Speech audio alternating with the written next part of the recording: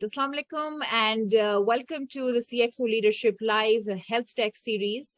This is, of course, based on the CIO International's Leadership Live series, where we are having engaging conversations or hour-long discussions between business leaders across operational LOBs as well as cross-sectorial or some of the country's top technology executives as they explore and work on their IT strategies, digital transformation, and so much more. We are very honored to have with us Shaukat Khan, the CIO at Aga Khan University and Hospitals. Shaukat Saab debuted at our event last year when we held the October 2021. And, we've been engaging with him over the last 1 year and seen what a remarkable change he's brought in terms of learning, in terms of contributing, and also giving back. So it's not just his own role that he's really taken on, being in an industry which is competitive, but it has also seen, I think, a complete shift in the last 2 years, given that COVID has brought in. Health tech is one sector, and as we talked about earlier as well, health tech is one sector which really applies to everyone. It doesn't matter what part of society you're from, what educational, economic, any background, because healthcare is a service, that people need at all points of our life. In fact, I was joking with one of the CIOs offline, was that, literally the first person we see when we are born is the doctor, So that's how critical it is in so our start point to end point of our life cycle or our life journey has always been hospitals. So that's one thing that, really puts that critical care into question. And that's something that we will unpack today with this session. I'd like to quickly have Shaukat Saab introduce himself and his current role and responsibilities, because I know there's a whole lot in there. And then we'll move on to or take a deeper dive into the digital transformation journey that he's been leading at Aga Khan. So, sir, over to you. Thank you very much, Aksa, for your time and inviting me for this talk. And Assalamu alaikum, and I think good morning, good afternoon, whoever listening in whatever time zones you are in. So my name is, as Aksa mentioned, Shaukat Khan, and I'm the Global Chief Information Officer for the Aga Khan University and Hospitals. And as many of you know, that we are actually operating in 6 countries, including Pakistan, Kenya, Tanzania, Uganda, Afghanistan, and United Kingdom. We have 7 big hospitals and 350 healthcare centers. And also we have university operations in 5 countries where we offer undergraduate, graduate, and PhD degree programs. In addition, we have our examination board, and then we are also supporting one of the biggest private hospitals in Afghanistan. So and so I look after the IT systems, security infrastructure across the board for all AKU hospitals, healthcare centers, and also the university operations. So if I were to ask you to, and I know this because we've been closely observing your work as well, and you've been sharing a lot of that. When we talk about the digital transformation journey at Aga Khan and the entire network that you're leading, what are some of the key points, that you can share with us? Yeah, I think the important part is that Aga Khan University is based on 4 principles, actually guided by our Chancellor, His Highness the Aga Khan. The 4 principles are IQRA, I-Q-R-A. IQRA means I means impact, Q quality, R is relevance, and then A is access. So I think from the Aga Khan University, from our board and from our management, there is a realization that we can only bring impact, we can only increase our quality, we can only make this relevant and accessible is through the digital transformation. And I will give you one example, is that at this time, we are actually implementing electronic health record across our global hospitals, and also from the university point of view. We are bringing Meditech Expense electronic health record. This is actually the biggest investment in AKU's history outside any construction project. So that is the importance. What this electronic health record will bring, this will actually streamline all our processes, improve patient safety, improve the overall quality, and then enable across the board on the research point of view, because then we will have a managed platform and managed system for our data, and then we will be able to actually enable our scientists and researchers to do use this data for their research work. So digital transformation is very, very important at the Al University and hospitals context. And as I mentioned, that's one of the strategic important area for us. There's a common misconception that when people think about digital transformation in healthcare, they will, just focus on, the idea of employing analytics to improve clinical decision making. But there's so much more that I think science has progressed, right? Like technology has progressed. So, however, if we focus on leveraging digital transformation solely to improve, I think, clinical decision, it would be a big mistake. There are some key elements that others or even global research has sort of identified, which includes, of course, patient flow. It includes things like, staffing. It includes, of course, managing better resources or even scheduling. However, a lot of this, when we're talking about algorithms and when we're talking about machine learning, for example, or we're even talking about supply chain management, there's a whole lot more when it comes to implementing this, especially at a scale that you are doing this. What would you say are some of the key factors or key areas that, you sort of picked on and sort of really like focused, at least in the last 1 year, and what does it look like going forward? Yeah. I think from the last 1 year, and especially the last 2 years, if we can talk about, there is so much visibility on the digital platforms. I will give you an example. For example, during the COVID period 2021. So what has happened actually? We were all pushed to an area where we need to manage the challenge, because there were so many rumors about the impact of it, and then it was actually true that there were a lot of issues because of COVID. There were a lot of restrictions from the government. There were a lot of actually concerns from the regulatory authorities because of the rising COVID cases, lockdown and travel restrictions, reduced productivity, disruption in in-person meetings, uncertainty. So there was a lot of uncertainty across the board. And from our customer point of view, which are from the hospital, we have patients. They were reluctant to visit hospital. We have delays in routine diagnostic tests. And then from our students' point of view, we have physical classes suspended. And then from the employees and regulations, restrictions on in-person meetings, high infection rates, actually compliance to new regulations. So there are tons of actually challenges in front of us. So what we did is that based on these challenges, how to address this? The only way to address is using technology, because the face-to-face meetings and then bringing on-site and all those things have been challenged. So what we did is that we enabled work from home from all our colleagues. We use collaboration tools like Zoom and Microsoft Teams for that point of view. For our employees, we did this COVID-19 management for employees, which was like health check reporting, absence and quarantine management through an app. We developed overnight an app which is called Health Check app. We actually did a regulatory reporting point of view for real-time reporting of COVID-19 infections, mortalities and recoveries to regulators. We did virtual leadership rounds actually to make sure that we are present with our colleagues who are working on these things. So I think many of these challenges were addressed through our by the use of technology. I will give you one example. For example, we run COVID-19 awareness sessions where we facilitated around over 30 co-webinars with 10,000 healthcare specialists nationwide, actually.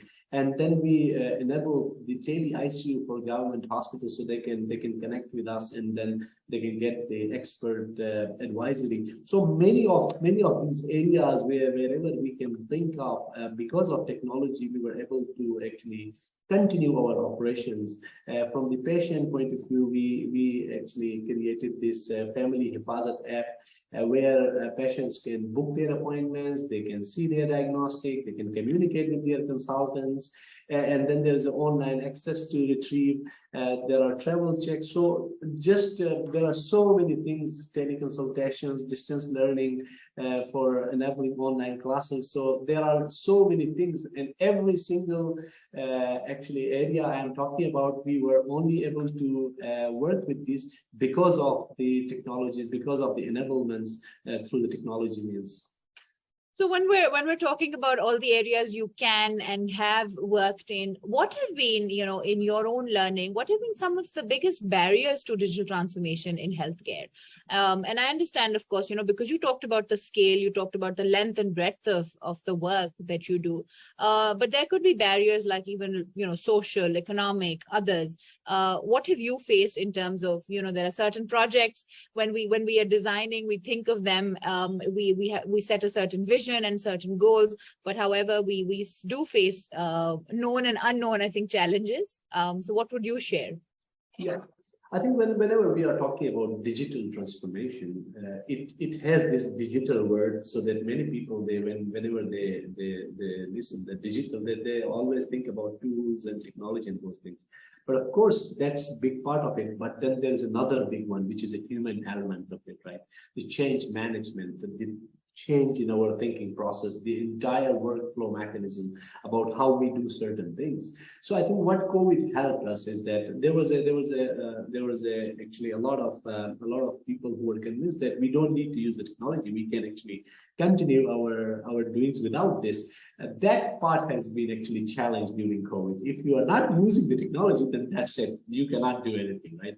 So I think the biggest one of the advantages, of course, there are so many disasters because of COVID, but one of the advantages within the technology area is that people's perception of the use of technology, of the importance of technology is, now I don't need to actually convince anybody that you need to use this technology so that you can, because everybody can relate because of all those challenges they have been through. Now they can relate how useful, how technology can enable us to do their parts.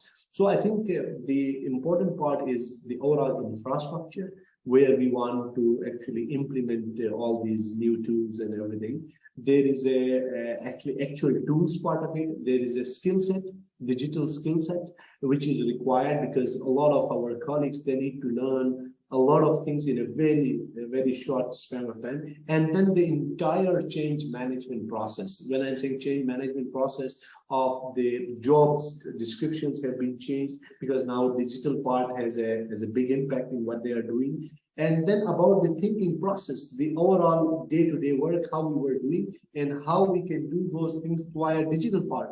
So I think some of those challenges, of course, for accepting this change in a very rapid timeline, this has always been a challenge. But because of COVID, because of the restrictions and limitations of COVID, actually it helped to adopt these faster than we would have been actually if COVID was not the situation. So accepting change is one of the biggest barrier. Of course, the availability of funds, because there is a lot of infrastructure you need to invest. There is a lot of skill set you need to improve the capacity building. So all those things you can see, but the most, I think, difficult part and the most challenging and important part is people understanding and acceptance of this change. So my next question to you would be on, globally also healthcare institutes or others are talking about predictive healthcare, right? That is, of course, an advancement in technology. And that's something that we've also seen in Pakistan. It's come about. Sometimes it's these young medical students who are, working on groundbreaking technology, whether it's cures for certain diseases or other things. What do you think, or how far do you think we've progressed in terms of predictive healthcare? And what does the future hold for us? Yeah, I think this is an important area. We are not very far in Pakistan overall in the context, but there is so much potential in this one. For example, I can give you an example from APU. We have data from last 30, 40 years, right? Our university has been there, and then of course we have data. So we are internally doing research on different type of diseases. Based on that, we just want to see what is the pattern of all these different type of diseases. What is the geographic view of it? What is the age view of it? Right, and demography of it. So I think there are so many areas where we can actually improve our health system if we can have a good command on this predictive healthcare part. Another one is the use of AI, right? So far we have been hearing and we all have been talking about artificial intelligence. I think now we need to reflect on how AI is actually changing the values, how it's shaping, right? The way we are working, how we are using AI in our day-to-day work, whether it's a healthcare, whether it's education, whether it's anything, because AI is a tool. You can use it for many, many things, right? We need to now see the application of that AI. AI is there, it's maturing. And I think there is so much potential. We can use AI in the predictive healthcare as well. By bringing different trends, by studying the data, by looking at the patterns of what's happening. So I think I see that the work has started. A lot of at least we at the Al Khan University, we are a research-based university, so a lot of projects are already ongoing. But there is so much potential more in this area. And to add on to this, do you think blockchain in healthcare is something that we are going to see more of as we walk into or closer to 2023? Yes, I think this is the why why we are talking about blockchain, right? Because there are so many applications of it. It brings another layer of security. I can give you an example. Before joining Al Khan University, I was the CIO of University of Central Asia. What we did there is that all our degrees, for example, all our degrees at the University of Central Asia, now the students can access and get verified through blockchain technology, right? Anyone from anywhere, they can access their degrees, and then they can verify their degrees. And for example, for their admissions on their higher level studies in wherever they are, they don't need to go to their universities and then get all this verification process. Instead, what they do is that they send this blockchain, the link, which is connected directly with the university, the registrar system, so they can get a verified degree there. So I think those are some of the applications, and within healthcare also, I see a lot of potential, and we are exploring all those different type of avenues where we can use blockchain in this area. And one more thing that, I'm also very curious to learn is because the healthcare industry has really, I think, sped up on its journey to digital transformation. As you said, COVID has been a catalyst here for industries that were otherwise, I think the technology was ready. The CIOs were ready. Unfortunately, due to other reasons or internal organizational values or the way they would see spending on technology was not valued as much as it was during COVID. Learning from other industries can also be a very useful exercise when we are preparing for digital transformation. We've all seen that industries like the financial sector or the telecom sector or others that are regulated, of course, in their own by their own say regulatory authority. What would you say or help organizations figure out what technologies are worth investment in terms of meeting their business or patient care goals? Other than, of course, being overwhelmed by the different options that would enable digital transformation. So how would you say that, of course, COVID has made that case easier, that you were able to get that patient care to so many more people just because you were technologically advanced or enabled to do so? Mm-hmm. So I think what I can respond here is that I can just share what I do to learn from others, to reflect on what we are doing based on what is happening around the world, and then how actually Al Khan University helping the societies where we are operating to bring these best practices. So we are doing a couple of things. And one is, of course, we are a strong believer of our partnerships, right? We have partnerships with multiple universities. Actually, it's a coincidence that today I'm traveling to Boston. On Monday, I'm going to meet with the CIO of Harvard and then the technology leadership at MIT. What I'm going to discuss with them, I'm going to discuss about their strategy. What are they thinking? Where are they focusing in technology area? What are they using at the moment and where they are getting challenged? What is their 5-year roadmap on the technology area, on these top universities? And then I will share with my strategy of what AKU is thinking. What is our strategy for the next 3 years, 4 years? And then have a bounce back actually discussion with them and then tweak our strategy based on the world trends or global trends in technology, global challenges. Because remember that we all are now in a global world where we can learn from each other, right? Of course, some of the things are relevant for us, which may not be relevant to Harvard and MIT, but the technologies they are using, the tools they are using in addressing some of the issues are maybe relevant for us. Because at the end of the day, as a university in this part of the world, we work on resolving issues of our society, right? Like they do. They come because the role of university is bring these ideas, bring these solutions which the society is requiring from them. And this is where we learn, and we have a lot of partnerships. This is, I just mentioned about MIT and Harvard because it's just next week I'm going to learn from them. I'm going to meet with them and then see potential collaborations into that one.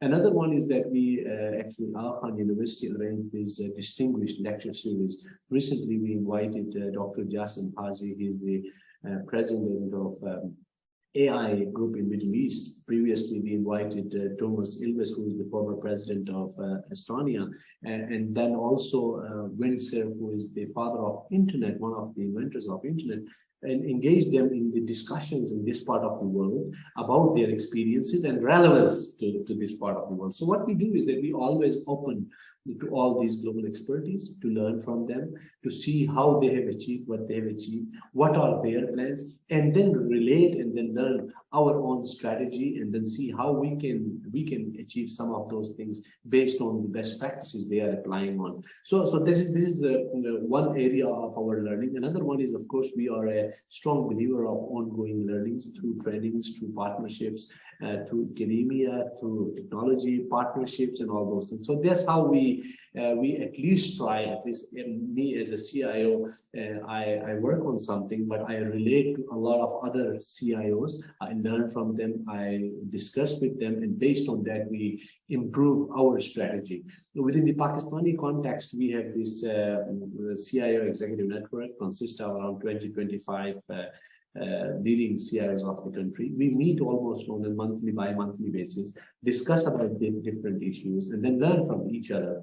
And especially that includes different technological tools, that includes vendor satisfaction, that includes new trends of what we are going to do, that also includes the human capital, the challenges we are having in finding right people, right skills within it, and how we are doing in different industries. So I think that's how we are, at least from Al Khan University point of view, that's how I approach international market, local market, and then see how we can learn from each other.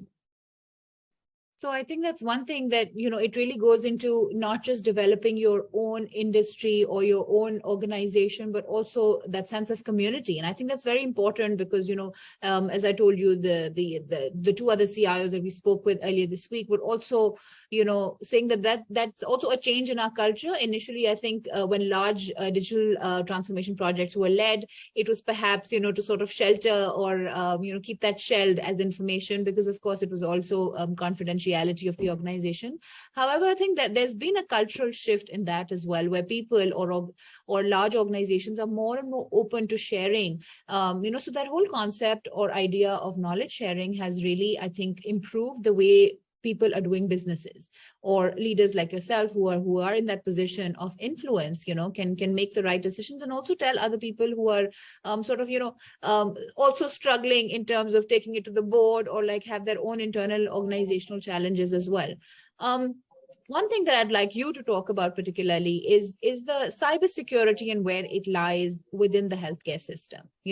Until we've seen that global trend as well, that until and unless an organization or a particular industry vertical is strictly regulated to do so, or to invest in technologies like cybersecurity, they won't really think about it, or it won't really be on their horizon. However, that I know as the fact that that's not the case at Aga Khan, and healthcare has been known to be one of the industries to be hit strongly by this, because as we talked about, it's a large industry. It has piles and piles of data. What are we doing to keep that secure? Yeah, I think this is a very, very interesting question and very relevant. And as I mentioned, these collaborations, I think nobody can say at this time that we are 100% ready with all the cyber attacks. That's where we are learning. That's where we see how other companies or institutions are doing this one, because there is so much potential that we can work in a very collaborative way to make sure that we are safe. And you are absolutely right. Healthcare is one of the top targets at this time, right? Because of the sensitivity of our data. So what we are doing at AKU is that cybersecurity is our the most focused area within our university. So we have a 3-layered approach. Of course, we have our own tools, infrastructure to make sure that we have the right infrastructure and systems are in place. We have skilled people within AKU who are helping us using through those tools and infrastructure to make sure that we are actually ready, and we are proactively doing everything possible to safeguard the data, especially for our patients and students. On top of that, we are leveraging third-party expert companies. So we have an outsourced cybersecurity expertise as well, where we are leveraging the global experts on helping us. If something is beyond our level, then we have a support available, because data security is topmost focus for Aga Khan University. And as you already said, and then we all can agree that healthcare data, and especially hospitals, we are very vulnerable. It's target area all over the world. And also, if you can see the trends, right, in the last from the history, the entire history, last 30 years, or where we have seen so many cyber attacks, right? And then if you will just compare to all those cyber attacks, the 90% are happened in the last 10 years, actually, right? And then in the last 2 years, what has happened out of those 90%, then you can see a big percentage. So it's a growing challenge. It's a growing challenge for all of us. And actually all institutions, they need to put the right investments, right skill sets, and right engagements, so that first we are proactively ready, and at the same time, in case of something happens, then we are also ready to cope with it, to respond immediately, to make sure that our data is safeguarded. So I think this is an area where all these partnerships and discussions, I have said, one of my topics in all my discussions actually is about learning these things with regards to cybersecurity from all these institutions, and also locally within Pakistan, and from all these experts on what they do, and then how we can even strengthen more in this area. So I think that's very relevant, because you rightly said that, at least for you, it has been on the agenda, and that's something that you are actively working on. However, I think not many or not the entire sector is thinking that way. We've seen that globally also, these have been big targets. Initially everybody used to think it's the banks or it's these telecom companies that would be the main target. But I think what we need to understand is that organizations like yours need to partner effectively and seek also, people who can provide that guidance, build a roadmap to digital transformation. Because of course, all these mistakes also can be very, very costly. People think, or organizations will think that, making that investment is actually good to put you on the back burner, or take out too much. However, that hasn't been the case. We've seen that anyone who's really made that investment has been able to provide that secure environment. And as you said, there is so much that that is being done in this space. And that's, of course, it's always good to know. My last question to you here would be on, what are the digital transformation trends that we are looking at? When we had this conversation 2 years ago in the middle of the pandemic, it looked completely different. The landscape has changed now. People have moved on. We're talking about the new normal. However, there are some digital transformation trends when we're looking at the healthcare sector, whether it's on-demand healthcare, whether it's the importance of big data in healthcare, whether it's the importance of even, AI or wearables or IoT devices, for example. Where do you think, or what do you think will be the key trends that we look into 2023? Yeah, I think going forward, is we are already started, for example, this telehealth part of it, or remote medicine part of it, remote health part of it. I think this trend is going to increase. It's going to increase significantly. For example, I can give you in 2019, 2018, this entire market was around 70 billion, $67 billion dollars actually, sorry, 60 to 70 billion dollars. And now, if you can see in 2025, 26, we are looking at 600 to 700 billion dollar market. So that's how the potential is increasing. Now people are more and more coping with the telehealth part. You can see in Pakistan also, right? This is an area which is expanding. Startups are doing good because now everybody start realizing that through technology they can get what they are looking for. Of course, and that is the area we are also investing our entire this electronic health record so that we can have a digitalized data, and all our platforms are connected so that we will be better facilitate. We still have actually family Hifazat, which is already a remote tool for engaging with our patients to getting diagnoses, the bookings, and all those things. So this is an area. The use of IoT is another one, Internet of Things, because now gradually you will see in the healthcare there are so many sensors you need to do, so many things. So maybe gradually you just need the Wi-Fi connectivity to actually consolidate all these sensors and then getting all these reports to even actually tracking and tracing a part of it. So I think that's another one. The use of AI, as I mentioned, that understanding of AI is one thing. Now, application of it, because how you can use it for everything you do, whether it's a patient safety, whether it's a support functions, whether it's a teaching function, everywhere it has an application. So now the Python or AI machine learning is like mathematics, like for when we were studying mathematics, physics, and all those basic subjects, these are becoming a basic subjects for us to understand how we can use these new technological trends into this area. So, and then the last and very important part is the human capital part of it. We still need to have good quality professionals. We still need to have a good and relevant curriculum to cope and prepare our future actually graduates into the challenges of this world and challenging world. So I think these are some of the areas where I see a lot of potential, and then I see a lot of trends coming in the future. And in addition to all the other buzzwords we have been hearing, that augmented reality is an area where there is so much potential for, as you mentioned, predictive actually healthcare part of it. So there are a lot of other areas, but these are some of the big terms as we have been hearing from last 3, 4, 5 years. But this will still be relevant in the next 3 to 5 years time also.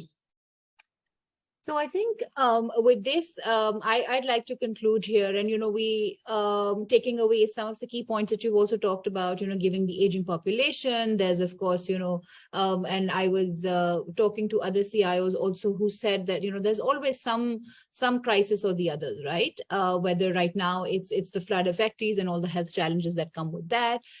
Just before that, we had barely sort of come out of COVID. Then there's the dengue epidemic. So there's always, something or the other waiting or a crisis waiting in the healthcare industry. However, the advances in medicine, it's become more and more important for hospitals to operate efficiently and effectively. The response time, I think, has reduced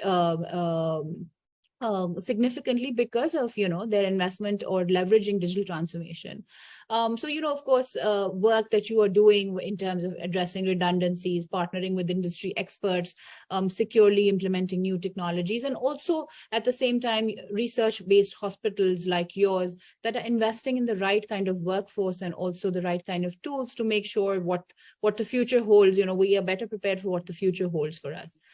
So just to conclude, I'd like to say that, many organizations or institutes, whether it's healthcare and others, are interested in, digital transformation, using digital technologies to create or modify business processes and culture and customer experiences, as you said, but what they need to do is grow and stay ahead of the competition. And hospitals are, of course, no exception here. When people think about digital transformation in healthcare, they tend to focus on a very certain fixed idea. But as Shaukat Saab rightly said, there is so much more that goes into it, right?